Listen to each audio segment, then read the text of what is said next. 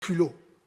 Quel culot de venir ici et de défendre ce que votre armée coloniale est en train de faire au peuple palestinien et au peuple libanais. Quel culot de venir justifier vos crimes de guerre et vos crimes contre l'humanité. Où est passée votre humanité, Madame l'ambassadrice, pour venir ici justifier ces atrocités? Parce que vous avez montré des vidéos, vous avez vu ça? C'était au camp de réfugiés de Jabalia. Ce jeune homme qui est ici, ce n'est pas un terroriste, il est brûlé vif ici. Parce que votre armée a bombardé un camp de réfugiés. Ici, c'est le bombardement d'un hôpital, avec des victimes civiles. Votre armée a tué en quelques mois autant d'enfants que sur les 4 dernières années dans tout conflit confondu par le monde. Et ça, vous venez le justifier. Est-ce que quand vous tirez sur des enfants, quand vous tuez des enfants, des femmes, est-ce que c'est ceux-là qui vous terrorisent? Aujourd'hui, c'est ceux-là que vous appelez des terroristes et que vous luttez contre. Quand vous bombardez le peuple libanais par du phosphore qui est interdit par le droit international, c'est pour lutter contre le terrorisme.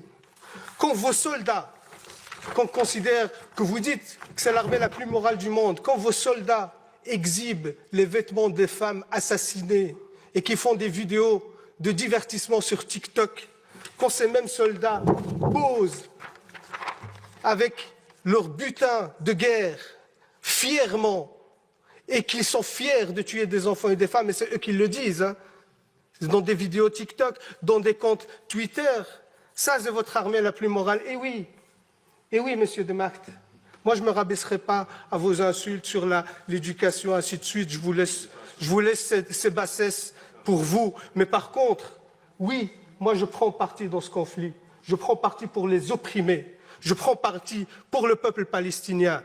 Et ça vous a tellement agacé que je brandis le drapeau palestinien dans cette commission. Je vais le refaire, monsieur Demac. Ce peuple a le droit d'exister, a le droit à sa liberté.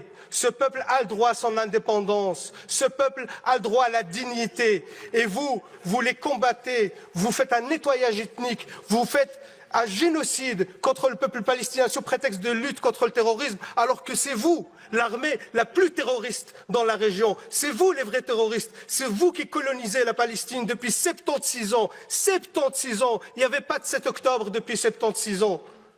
Toutes les résolutions de l'ONU que vous avez violées, vous ne respectez aucun droit international. Vous êtes un État voyou, même au sein de l'Assemblée nationale de l'ONU. Les autres États, ils quittent la salle quand votre Premier ministre, le chef d'un gouvernement d'extrême droite, prend la parole. Les autres États quittent la salle parce que vous êtes devenu un État paria et vous osez encore venir ici nous balancer vos salades pour dire que ce que vous faites est justifié. Comment vous pouvez justifier l'injustifiable? Comment vous pouvez justifier le génocide? Comment vous pouvez justifier les crimes de guerre? C'est inacceptable et inadmissible, Madame l'ambassadrice, de venir ici nous raconter ces salades. C'est inacceptable. Et par respect au peuple palestinien, je leur réitère ici tout mon soutien, et je leur demande de pardonner notre pays qui n'est pas à la hauteur de la situation, parce que jusqu'à aujourd'hui, 0 sanction